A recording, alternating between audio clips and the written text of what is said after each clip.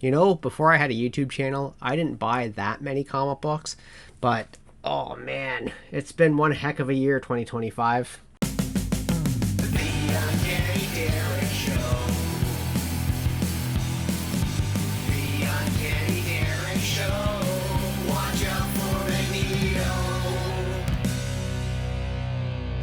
And of course, if you guys like what you see, please don't forget to hit like and subscribe down below. So yes, I have added a lot of comic books to the collection this year. And if I lift the stack up again, you're going to see I have a slab in there. So yes, I got a new slab, and this is actually in order. So I just picked up the slab recently. I haven't shown it to anybody yet.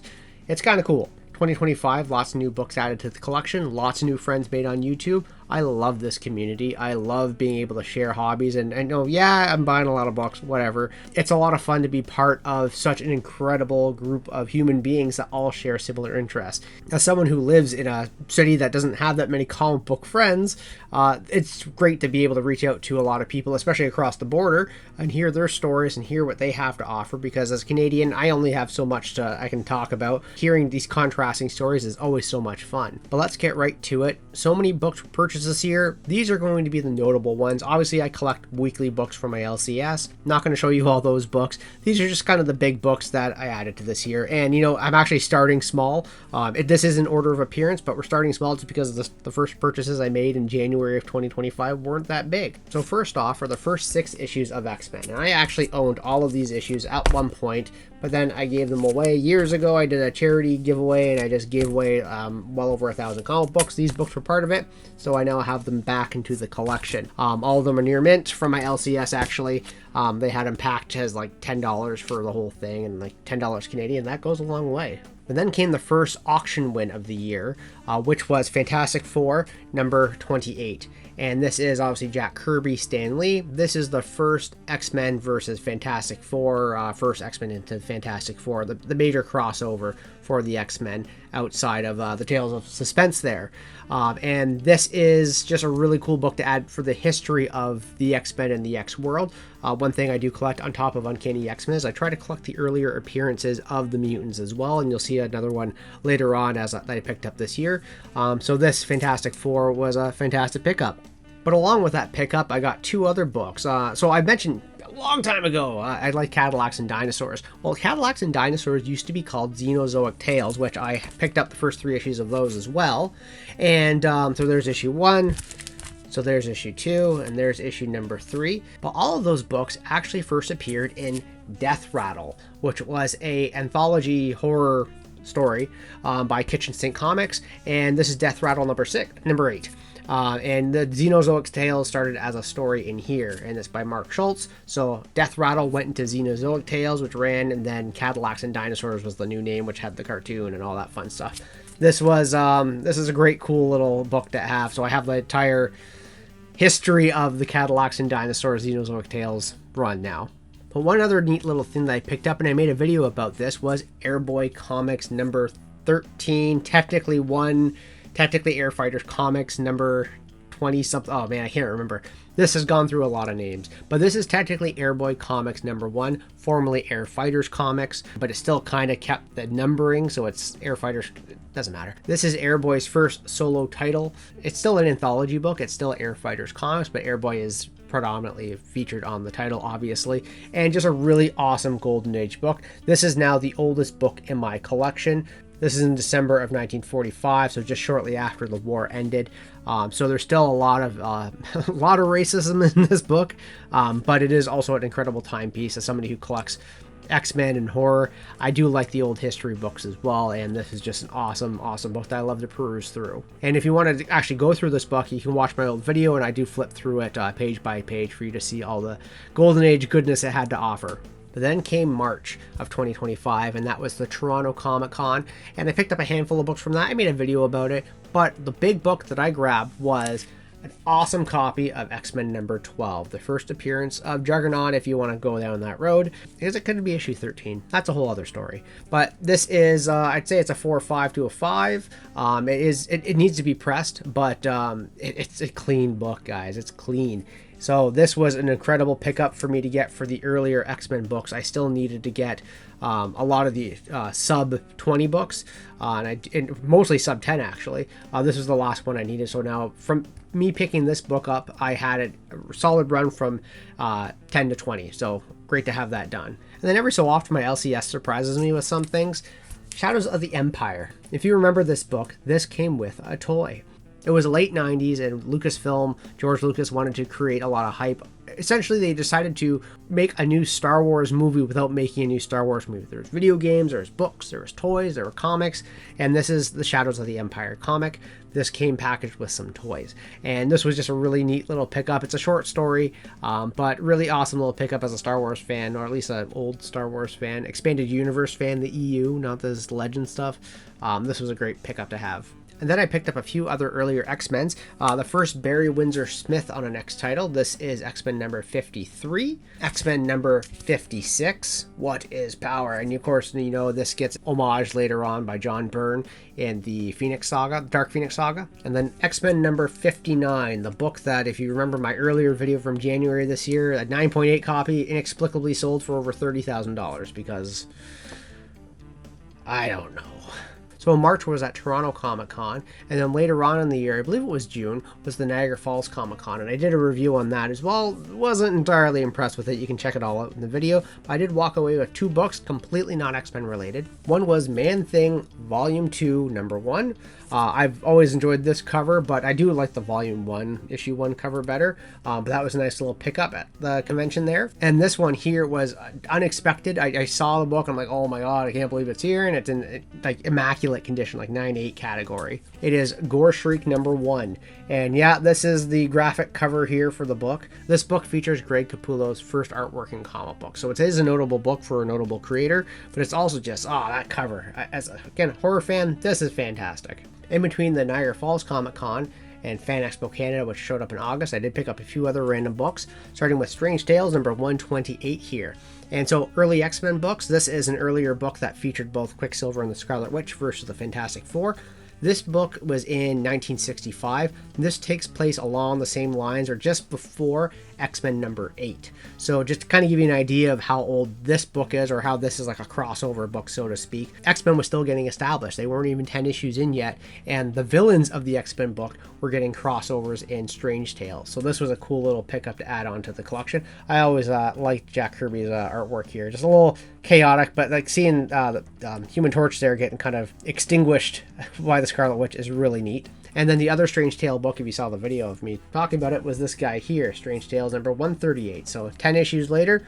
The reason why I picked this book up is because it's the first appearance of Eternity, and I've always loved Eternity. I've always thought the concept, I go into a video about that, I'm not going to go into it again, but Eternity's first appearance is in this book, and it's pretty darn cool. Steve Ditko interiors, like, great stuff. But then for the last real big Golden Age horror book that I picked up, actually, that's not entirely true. I have a slab to show you. One of the last Golden Age horror books I needed to pick up, this was Vault of Horror. This was along the same time as the other two Strange Tales. We have Vault of Horror number 13.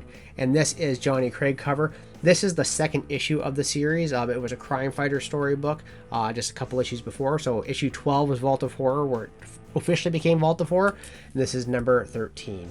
And so the really cool thing about this is this predates, it's not the Crypt Keeper, it's not, I think it's the Old Witch, it predates the Old Witch in there. I'll make a note here if that's the case. This predates the Old Witch, and also those head bubbles that you see later on in the EC horror. Well, I'll just bring this down. So you'll see that, Old Witch, Crypt Keeper and all that. That doesn't happen in these books because they're too early and the characters aren't all established yet. So pretty early EC horror with the Vault of Horror, and just again one that's at an auction. Completely surprised that I want it, and super glad that I have it in my collection because the artwork inside is absolutely mwah.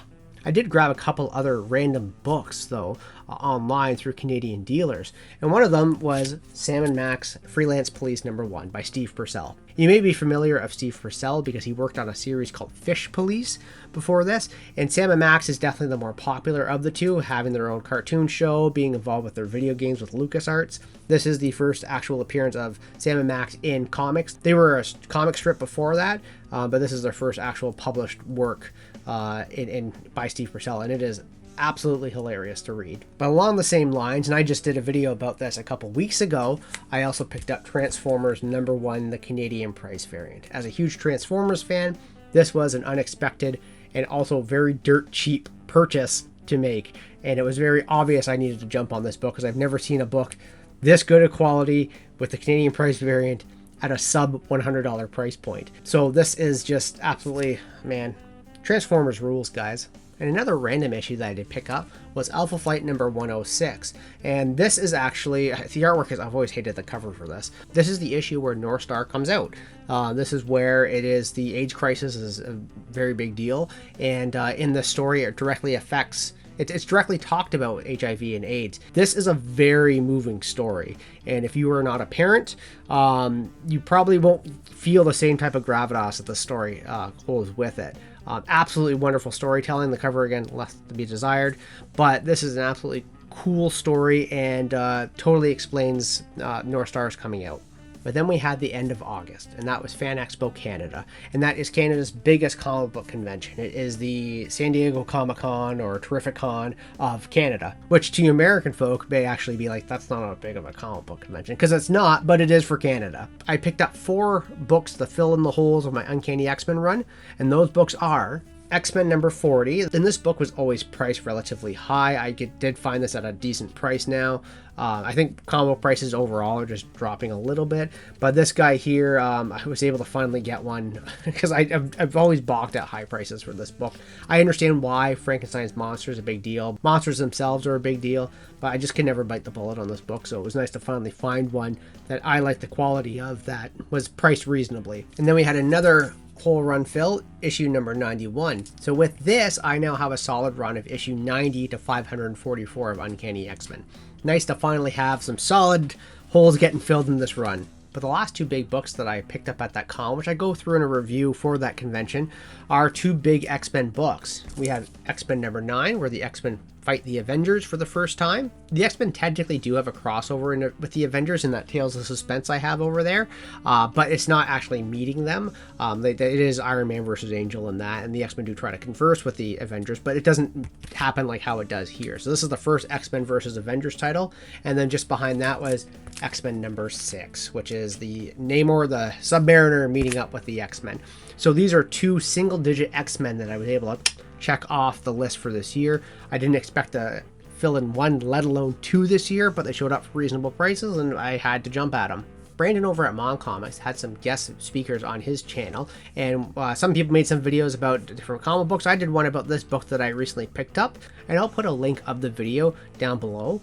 It is Real Clue Crime Stories number 8, a Ross Andrew cover. I'm not going to go into the details for it. You can go check out the video on Brandon's channel. This is just an awesome Golden Age crime book that kind of borderlines into the horror realm of things. So again, if you want to find out more about this book and why I picked it up, check it out on Brandon's channel. But the last 2 books I'm about to showcase is one I just showcased in my most recent video, and the other one I haven't showcased at all yet. The first book is Life with Archie number 41, and if you haven't seen my video yet, this is arguably, I would say it is, but it's arguably the first appearance of Godzilla in comic books, and it's definitely the first appearance of Godzilla in American comic books. Yes, it's an Archie book from 1965, and it has Godzilla in it, and Mothra. So, if you haven't watched the video yet, it's quite literally the last video I had on this channel, so go check it out. And this last book is The Slab. Can you believe it? I got another slab. Am I going to crack it? I don't know. We'll see. It's still a lower grade book, but we'll see here. What book would Derek pick up that is slabbed? Well, you guys know I'm a fan of horror. If it's not obvious already, or with the books I've showcased, I do like horror, I do like monsters, I do like X-Men, but this isn't X-Men because it's a Golden Age book. So what book could it be? Well, I love bizarre Golden Age covers. I love the weirdness of some of them. Sometimes they make you very uncomfortable. This one is kind of a borderline uncomfortable book because when you first look at it, you're kind of going, what is happening? You're trying to figure out what is unfolding on the cover. And so here's a copy of Thing number 16 by Charlton Comics. And there we have it, a CGC 3.5. And it's obviously a 3.5. There's a pretty obvious crease there right at the front. And, the cover itself is a little tattered. It could be cleaned up pretty easily, but it is a 3.5. I question why people send these books in that get graded and don't get them cleaned first, but regardless. So there's Thing number 16, Steve Kirkle cover. And when you look at that cover, it kind of is weird, doesn't it? Like, what is this creature? What is going on? The positioning of the creature is bizarre. The thing itself, so to speak, is so bizarre. There's a fainted lady there on the background being carried off by another weird creature. It's just a weird cover, and I've always been enamored by this cover. I've always thought it was an absolutely bizarre cover because it's just so it's strange. It's a thing that is very strange. It's very fitting that this is the title. So this is by Charlton Comics in 1954.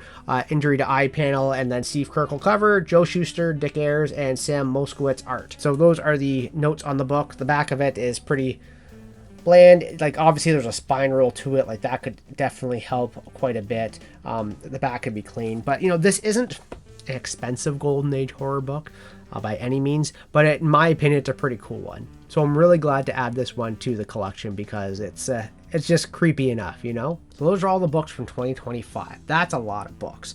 And I'm getting so much closer to completing my Uncanny X-Men run, while also picking up a lot of fun books to showcase to you all along the way. As the year comes up to a wrap, I do want to thank all my viewers and all of you guys who leave comments as well for just supporting not just what I do, but supporting the hobby. Like, I know a lot of you that are viewing are also hobbyists yourself. You're collectors, you're influencers in some degree, and you want to have fun as much as I do with this. So thank you all so much for being a part of this awesome journey of having fun talking and collecting comic books with me. What did you guys like? Was there any books that I had that you're surprised that I picked up, or any of them that were kind of garbage pickups and you can't believe I bought them?